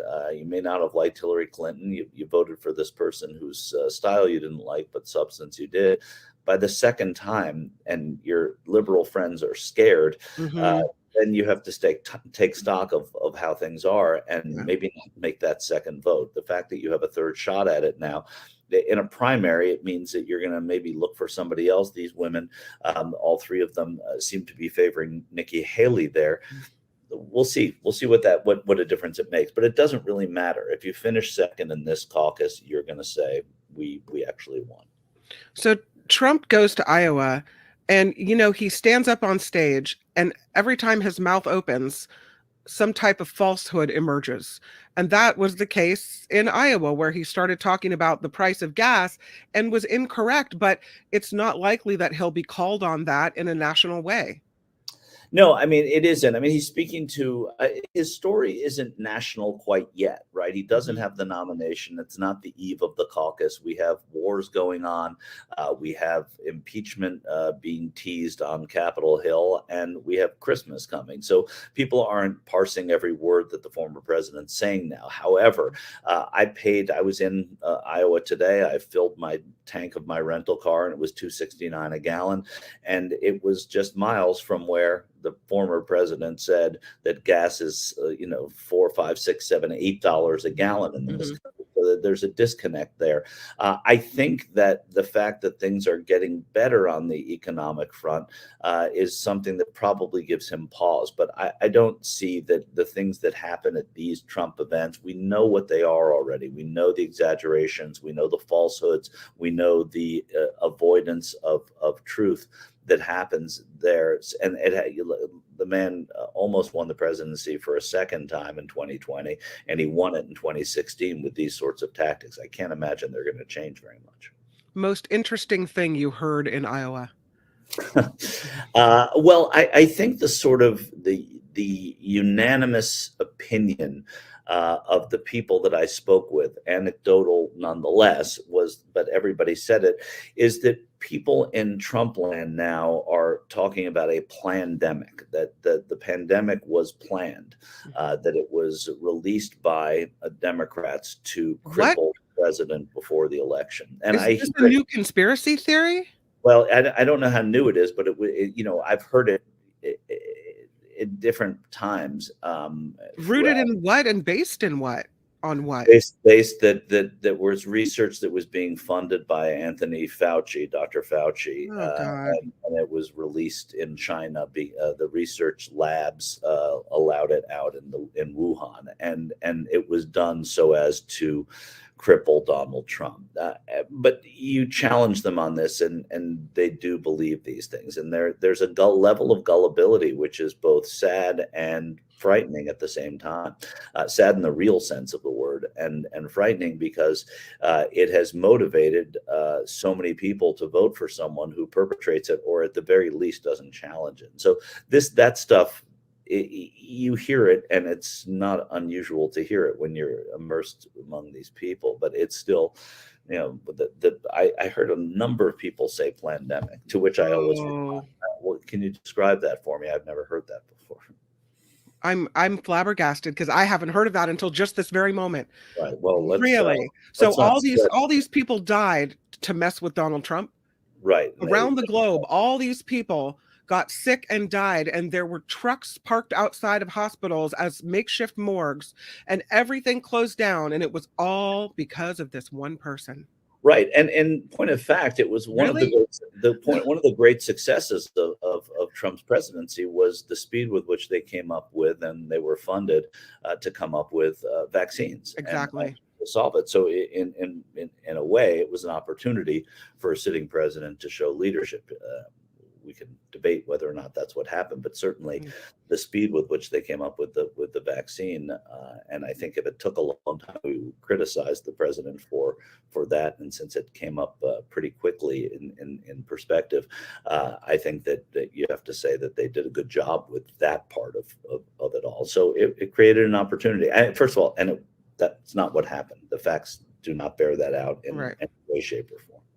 I would say I would completely agree with you on the speed with which the vaccine was developed and Trump putting money toward it and being an advocate for getting it done fast. But then he turned around and became the king of the anti-vaxxers, right? The leader of the faction of people that were against the vaccine. So no, I mean the conversation doesn't end where I was, with what I just said. Yeah, I'm just speaking about that one part of it, and that one part of it, went as well as we could have imagined. Can we move on to Georgia and the election case, the election interference case there?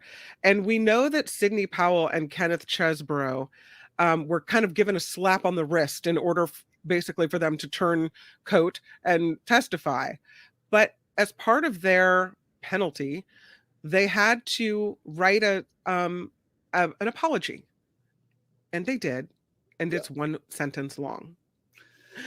Yeah, wow. That's not an apology, Michael Shure. It's not an apology, but when you are made to or forced to apologize, it wouldn't matter to me if it was 14 paragraphs or 4 words. If it's being forced upon you to do it, I think that we know that this isn't something that was their idea to say to the people of Fulton County and Coffee County, Georgia, we're sorry.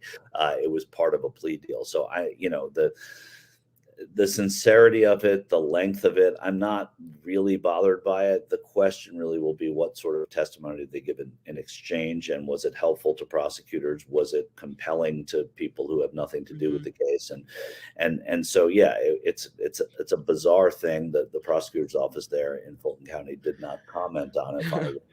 Didn't comment on it, but again, like what is there anything you would have read as that would have been syrupy and heartfelt? No, I don't think so. I think you would have been skeptical. The longer it went on, the more skeptical we would have been. So to hear this one sentence thing, it's like, okay, that was just something they were made to do. So Powell wrote, "I apologize for my actions in connection with the events in Coffee County." Right. Okay. Chesebro wrote, "I apologize to the citizens of the state of Georgia and of Fulton County for my involvement in count 15 of the indictment." The end. I'm sorry if I. What you're forgetting is you said Powell wrote and Chesebro wrote, right? Yeah. Powell's lawyers wrote and Chesebro's lawyers wrote. Right. Even though they're both lawyers, they're people that are being very, very careful. The more you say in something like this, I'm sure they have limited immunity for some of these things. And again, I don't know that for a fact, so I shouldn't speak and say I'm sure of it. I would guess that they have. I would guess you're right. And that limited immunity, probably the more they said, the more trouble they could get in. I just made me think of sometimes if my children do something wrong, I will require them to write an apology to a teacher, to somebody at school, to whatever has happened. And if they came to me with this bunch of baloney, I would say, "I'm sorry, try again." Right, but by the same token, your children are at the age where they're learning that it's true. These are people in their 50s and 60s who are being told what to do at that age. I just don't. Whatever they had written, I think most people would have looked at someone. They're not really sorry. They didn't mean it anyway. They're not sorry, or they are sorry, but it doesn't matter what they're writing on the paper because nobody's going to believe it anyway. So let's go to the impeachment inquiry. President Biden is officially being investigated by Congress in this impeachment inquiry, and it seems to be really based on revenge and not fact. Yeah, I mean, I think that we can see that. I think there's some chance we're never going to have a president who isn't impeached going forward because of the state of division we're in. And I say that kind of jokingly, but I'm not, there's still a percent of me that believes that that's the case. Right. So it diminishes the value of impeachment, which is an important reprimand and the only legal strokes that the Congress has to get rid of somebody. But by the same token, if you if you look at what this is, they've presented no evidence, right? And it's very hard. It's going to be very hard to convince the American people that this is anything else but revenge.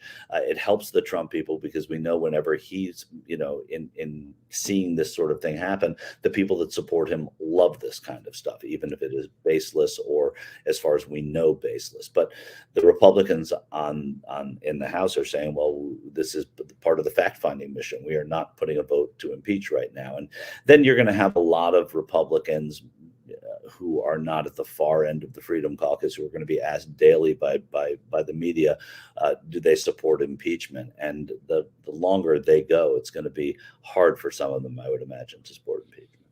Hunter Biden this week gave a press conference, kind of a surprise press conference, and said, I will defy this congressional subpoena to testify as long as you're forcing me to do it in private, because you manipulate my words.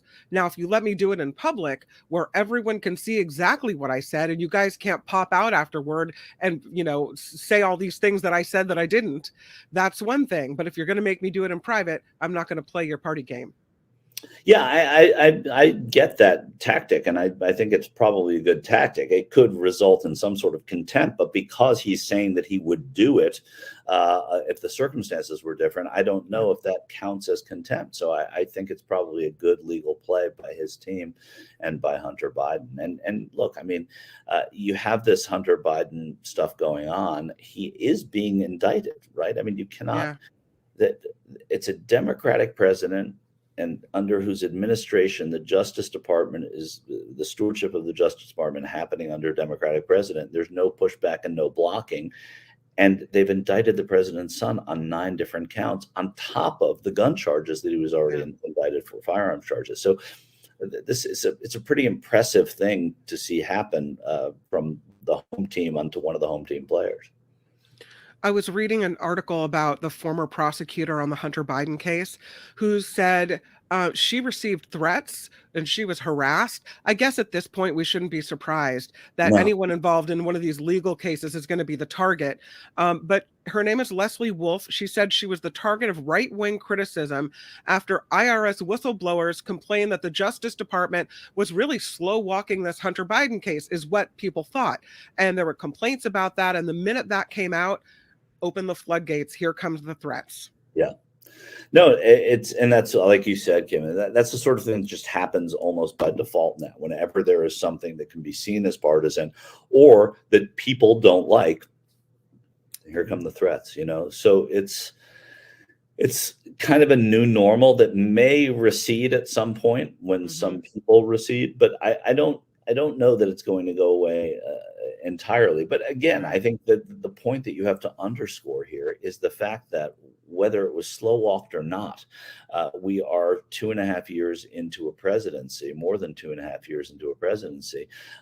And in that time, the president's son has been indicted multiple times. And, a lot of people think that those are specious indictments, but nonetheless, it's happening. So I think it's sort of beyond reproach.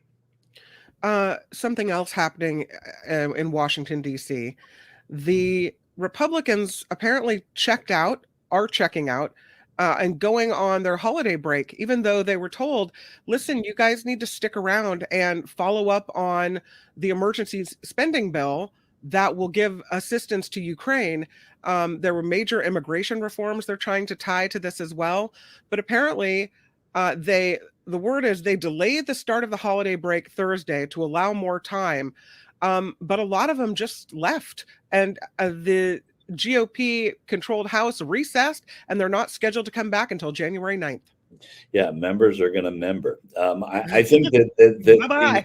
I guess there's no work to be done here anymore. Right. I think they probably saw a bit of a dead end. I think Republicans also see that there is now greater reluctance among the passionate for Ukraine aid, and the longer it goes, maybe the better it plays into their hand on that. But they also they still have the majority in the House, as thin as it is, and basically they're saying if we don't get immigration reform that we're demanding, we're not going to move on it. The president has said that he's willing to compromise, but if they're not in Washington, with whom does he compromise, right?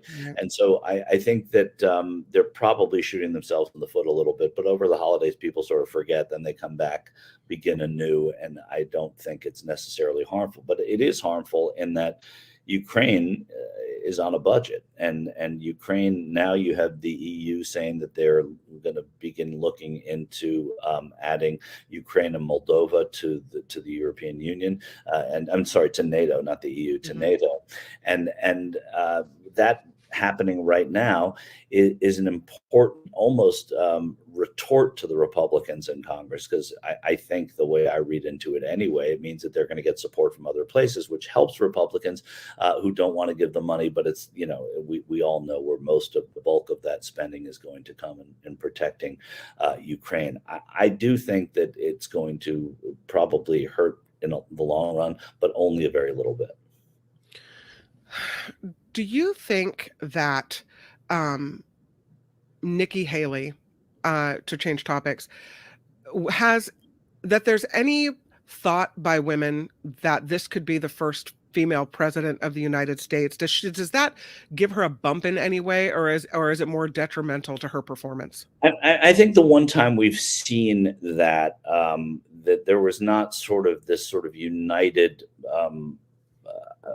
I would guess, caucus of womanhood that came out for Hillary Clinton because she was a woman. It didn't really cross boundaries. And as a matter of fact, many Democratic women didn't want to vote for her. And that may just be that she was the first serious female candidate for the presidency. But I think that what you run into with Nikki Haley is that Oppo research isn't being spent on her by the other party, right? It's being spent on her by Republicans now.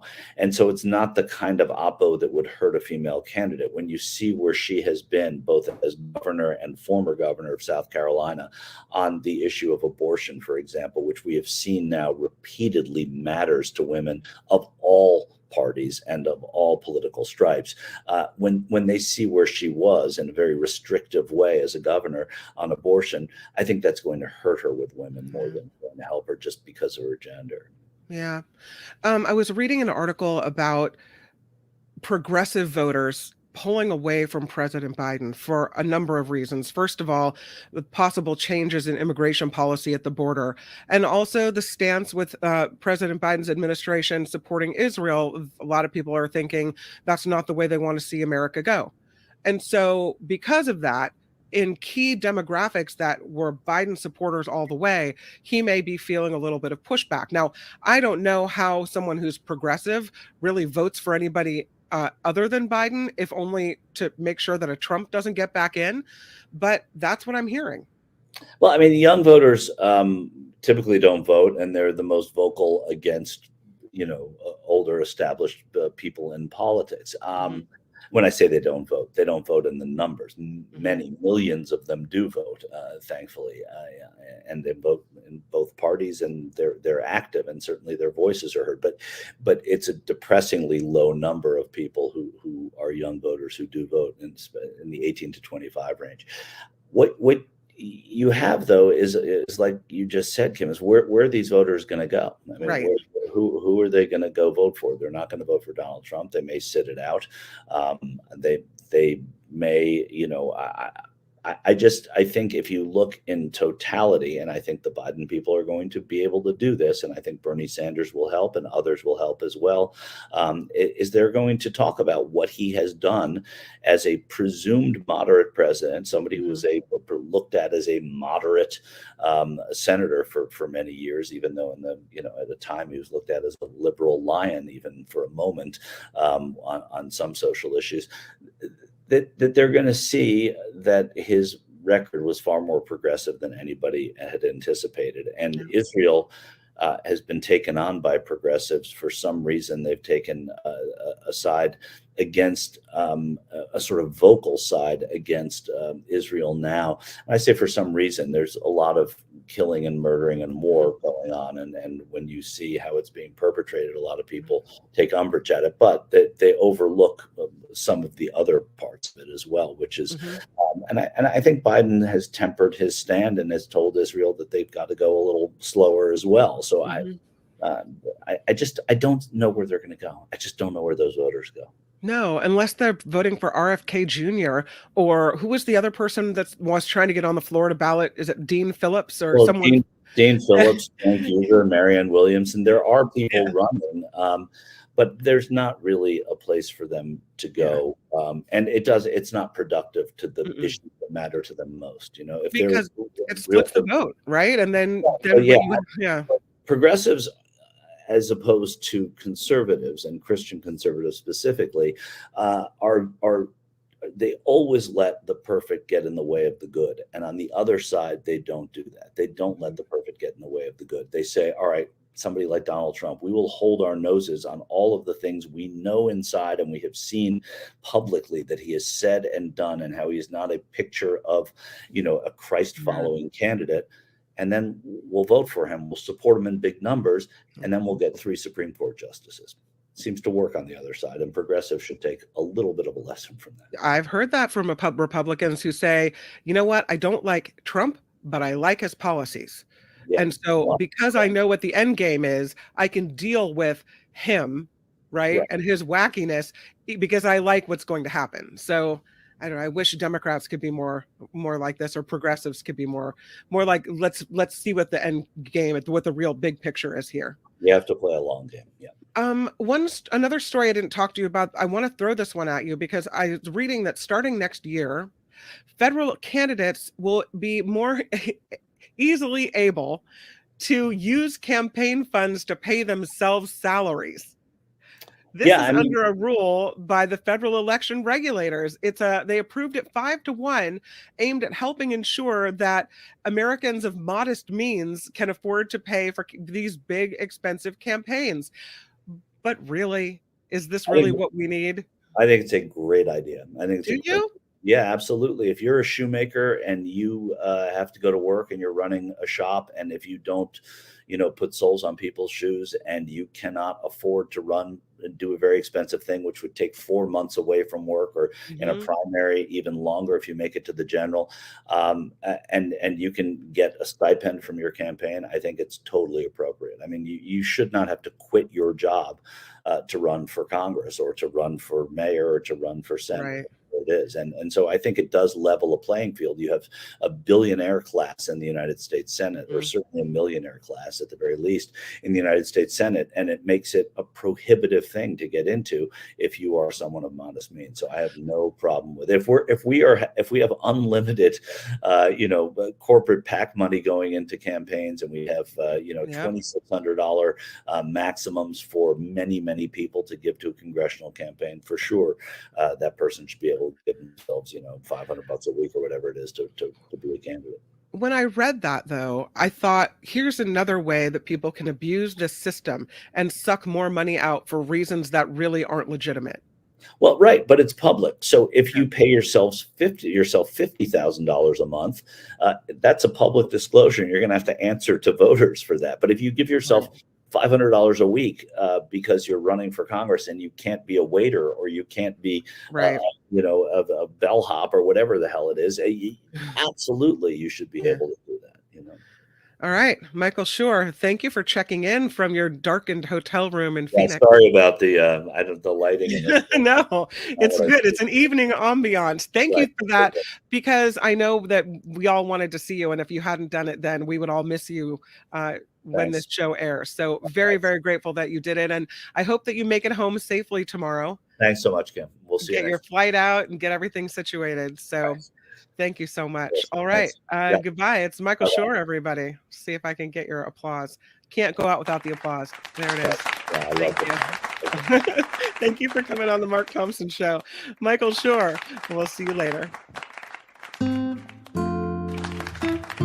Albert, it's the end of the year, and we reflect back on a year where we have begun this project, and now it's matured to a place that you have to be like a proud papa. You know, you're one of the big forces as part of this show. Yeah, I set that bar pretty low, though, to be honest, and I think we've significantly surpassed that bar. So I think I might have to reflect on this new year. Oh yeah, How high that bar should be set. You may bring the bar down even lower in the new year, is what you're saying? Yeah. I mean, Albert, thank you. We made it pretty tough for ourselves here, Mark. 18,000 subscribers. And, who knows how many we'll have for next year? Yeah. It's kind of interesting because most people set a bar higher for themselves in the new year. They have those resolutions, so you'll show up earlier, focus harder, be more enterprising. Those are none of the things that really apply in your case, do they? I mean, it's kind of depressing when you don't reach that bar. So when you actually do surpass that bar, it's a lot more encouraging person. I see. So you're kind of emotionally cocooning yourself from any failure is what you're doing. Exactly. I like to shield myself from the burdens of not Albert, thank you. Failing expectations. As a huge sports fan, we all have huge expectations, and I'd like to not be disappointed in myself like I am for my sports teams, Mark. Albert, Happy New Year, and thanks for everything.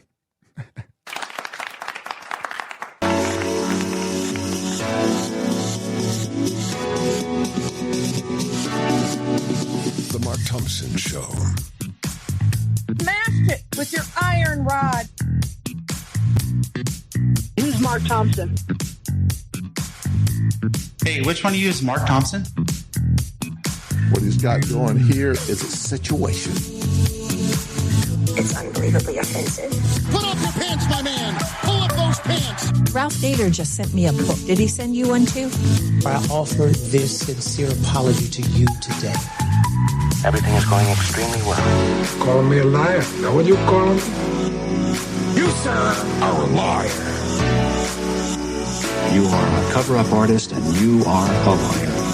Liar, liar, your pants are on fire!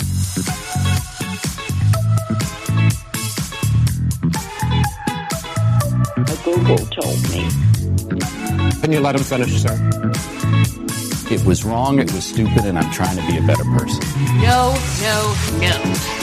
I'm going to tell you what I think. What are the porn stars doing? Do you have a secret talent? Does an itty bitty bit of weed? 100% effective. How about that? Say what?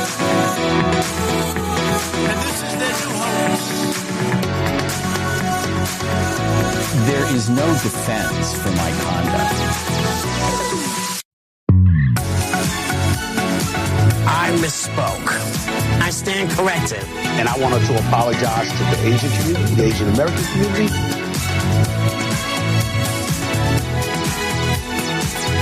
Time's up, mother effers.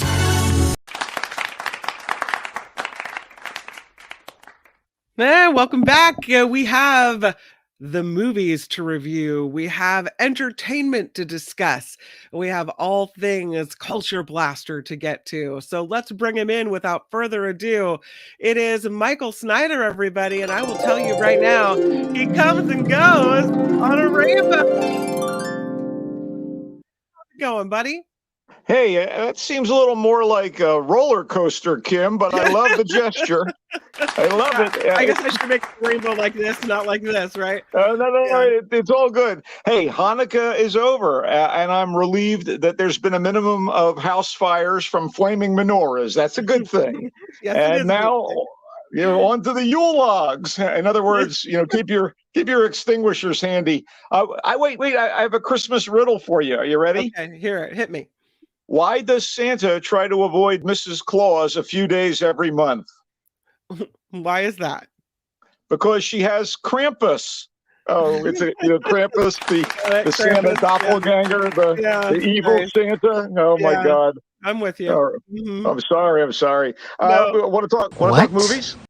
Let's talk movies. Although I will say that since you did bring up the Yule logs, and we're talking entertainment, one of my guilty pleasures is that on Netflix, they have that Yule log thing where it's just a crackling fire. That's all it is. You could just set your TV channel to the crackling fire. You ever do that? I don't, but I do know about them, and I've seen them. But I think it's kind of cool. I guess if you don't pay your gas bill, your flaming gas log will go out, and if you don't pay your Netflix account, that's right. No Yule log for you, baby. That's right. All right, let's get to the movies because it's a big movie weekend. This long-awaited Maestro comes out. Is that where you want to start? Yeah, I think I will. Although a bit too episodic as its narrative kind of hopscotches through the years, Maestro, a slice of biopic about the renowned orchestra conductor and acclaimed American composer Leonard Bernstein, is replete with wonderful scenes, art direction, and exquisite acting by its principals. And those principals are the movie's director and co-screenwriter Bradley Cooper as Bernstein, and Carey Mulligan as Bernstein's staunch wife Felicia. It's often thrilling to watch and ultimately a triumph for all involved, even if, again, there's something about the structure that I find a little off-putting. You know, the chatter about Cooper's prosthetic nose as Bernstein that preceded the release of the film and the casting of a non-Jew as the decidedly Jewish Bernstein is bull. You know, the makeup is seamless, it's flawless, and not a distraction. And as for Cooper in the role, let's just call it non-traditional casting, you know, the term given when gender and race are ignored in favor of the best actor for a particular role. This was a passion project for Cooper, and on that front, he delivers. Insofar as the movie tries to cover significant aspects of Bernstein's life and career in the latter half of the 20th century, we don't see or hear or learn much about his childhood or upbringing, which is another, you know, mark against it in my book. But, you know, what do you want, a 3-hour movie, a 4-hour movie? Anyway, after a short prologue with an older Lenny, we catch up with him as a young man on the day that he gets his big break as a conductor for the New York Philharmonic. Here, I will note that the scene begins with him waking up in bed with a handsome fellow in his age bracket. But soon thereafter, Bernstein meets and falls for actress Felicia Montealegre, who he would go on to marry. They had 3 children and lived a life of elegance in New York City as he became renowned for his Broadway musical scores to On the Town, and especially my favorite American musical, West Side Story. I believe his overture to West Side Story is one of my absolute top 10 pieces of music of all time, counting rock stuff, classical, jazz, whatever. Anyway, the guy was he gay? Is that what they're saying? Or did he just love people depending on who they are, not their gender? He was definitely bisexual. Okay. This is the guy who became America's favorite classical conductor via hosting the televised Young People's concerts. You know, he couldn't come out and say, yeah, sure, I love women, I love men. Yeah. Before and throughout his marriage to Felicia, Bernstein carried on affairs with men, which she apparently knew about. And over the course of Maestro, we watched Bernstein's ascent to fame and public adoration as the push and pull of his marriage to Felicia and his, let's call them extracurricular activities, generate conflict and considerable angst. Exquisitely portrayed by Cooper, and even more so by Mulligan, whose ability to show the pain bubbling under an often serene exterior, it's a wonder to behold. And meanwhile, Cooper brings truth to Bernstein's swings between compulsion and contrition in private moments, while in the scenes involving his conducting and composing, suggesting his genius. There's supporting work by Matt Bomer as a significant male love in Lenny's life, Maya Hawke, the daughter of Uma Thurman and Ethan Hawke, and a good actress as the Bernstein's eldest child. And whoa, Sarah Silverman as Lenny's supportive sister, and she's quite good, and not at all the boundary pushing comedian that she is in real life. It's acting. Yeah, it's in select theaters, and it's streaming on Netflix as of next Wednesday. So you can sit home and watch and then make a decision on your own as to whether you think it works or not. I just thought there are so many pluses in the film in terms of performance and individual scenes that I recommend the film. Okay. Cool. I was reading an article by his with that interviewed his children regarding the whole nose issue, and they Right. said they had no problem with it, and they were sure their dad wouldn't have had an issue with it either. The So, makeup is fantastic. It's the yeah. guy who did Gary Oldman as Winston Churchill in Darkest Hour, which was so real, it was shocking. And this guy is he's a magician, and he does a beautiful job with Cooper. Wow. Let's talk about Wonka. How weird is Okay. it? Because I'm getting used to every time they make a Wonka, it's weirder and weirder. Well, there have been two major versions of Roald Dahl's tale, Charlie and the Chocolate Factory. We'll address that here. An obvious question arose prior to me seeing Wonka, which is a new movie prequel to the beloved and perfectly droll Roald Dahl story, and accordingly, a prequel to the two movies that Dahl's book inspired.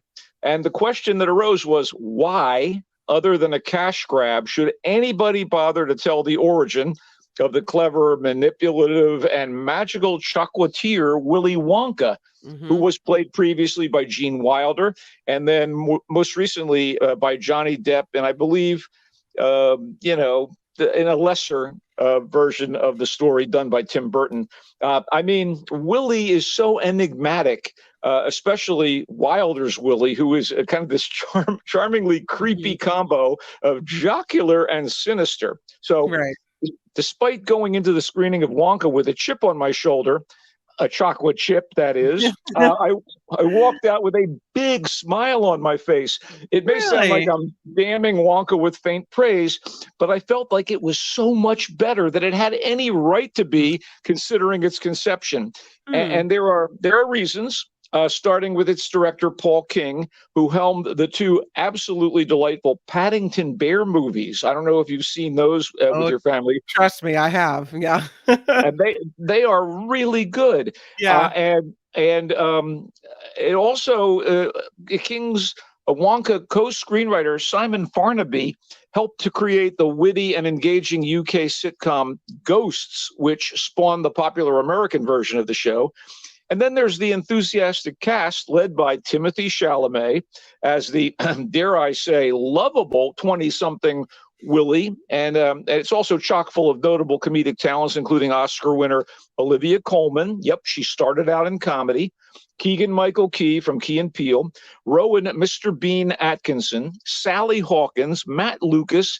Patterson Joseph. Jim Carter, who was on Downton Abbey and so gruff and lovable there. And here he's kind of, perfectly cast as a similar type guy. And Farnaby himself and a few other members of the Ghosts ensemble cast. And here's another whoa. Hugh Grant plays an Oompa Loompa, the first Oompa Loompa that Willy ever meets. And so from the plot of Wonka, one might assume that Willy's experiences as a fledgling confectioner gave him the sometimes nasty edge of the older Wonka. I mean, he's abused by his landlady and her lover. He's undermined by a three-man London consortium of candy makers and tormented by local police who are on the take. But even when the situation turns dark for Willy, there's still kind of a sweetness to the proceedings. And the tunes, by the way, a few originals and some echoes of the classic Willy Wonka and the Chocolate Factory favorites, Pure Imagination and the Oompa Loompa song, are pretty sweet too. For comparison's sake, I like those songs better than the original numbers in the recent Disney film Wish. Wow. So, Okay. It could never replace the Gene Wilder movie in our hearts. It's not the Willy Wonka film we wanted or needed, but Wonka is very good holiday fare with some laughs and cheer in store for viewers. It's in theaters. Can we talk American Fiction? We can. And now we're talking about a movie I like way better than either of those films that we just discussed. The debut feature film from director-screenwriter Cord Jefferson, American Fiction, is a spiky, funny, and savvy gander at the impact of race, social status, and virally charged public perception in the digital world that has the extra advantage of having Jeffrey Wright in the lead role. Jeffrey Wright from Westworld. I mean, I could rattle off a bunch of credits, but he's fantastic. I will say he's Felix Leiter this CIA agent and buddy, the James Bond and the Daniel Craig movies, for those of you who are having a tough time figuring out who Jeffrey Wright is. Okay, so here's the premise. A gritty novel written in vernacular and purportedly inspired by the real-life inner-city experiences of the author is in fact the work of Monk, an intellectually evolved but self-important Black scholar and writer from a well-to-do and somewhat dysfunctional family. Monk, of course, is played by Wright. So embittered by a forced hiatus at the university where he teaches and frustrated by his inability to deliver an acceptable manuscript of his typically high-toned fiction, his agent is not happy with what he's getting, nor is the publisher. Monk cranks out this faux ghetto memoir. Although done as a contemptuous joke, the book actually gains notoriety by accident and becomes a sensation, throwing Monk into an, I guess you'd call it uncharted territory. American fiction is an effective and on occasion emotionally fraught interpersonal dramedy, but it's mostly a satirical take on racial politics with a top-tier performance by Wright as the man in the middle and sterling support from Sterling K. Brown as his irresponsible brother, Sterling K. Brown from This Is Us, Tracy Ellis Ross as his passive-aggressive sister, and Leslie Uggams still getting it done as their mother, who's on the verge of dementia. So the impending firestorm that's going to result from certain revelations in the movie serves as a ticking clock, which might be uncommon in a film like this. And nonetheless, it works. Wright is as impressive as usual. And American fiction makes Jefferson's points about stereotyping and the carousel of fame with what we'd call crackling wit and fearlessness. American fiction is in theaters. I loved it. Cool. I think we have time to squeeze in Zone of Interest. Well, let's do so then. Oddly enough, the British submission for the Oscars Best Foreign Film Award is not in English. It's The Zone of Interest, a chilling and rightfully chilly juxtaposition of the mundane, albeit privileged family life and unspeakable evil of a concentration camp next door to where these people live. Director and co-screenwriter Jonathan Glazer has adapted the eponymous novel by Martin Amis, but the movie, The Zone of Interest, has I call it the fetid air of nonfiction in its depiction of Rudolf Höss and his family. So Höss is the SS officer serving as the commandant of the Auschwitz concentration camp. Can I ding you?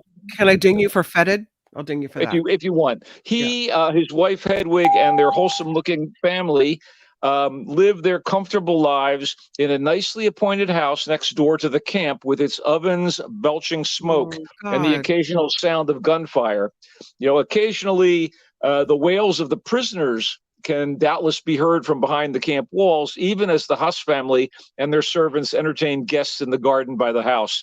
The fact that the entire presentation is delivered in a dispassionate style, very matter of fact, just ratchets up the discomfort as you watch everyday activities in the shadow of true horror.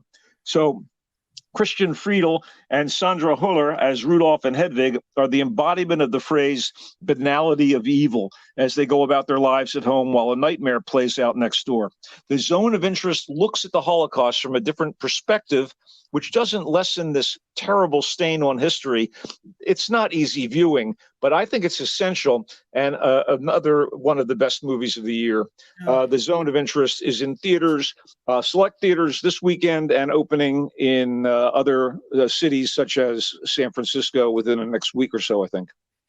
Am I pushing it if I try to squeeze in The Taste of Things? I think you should squeeze it in because it's another of my favorite films of the year. Squeeze. Let's get it in.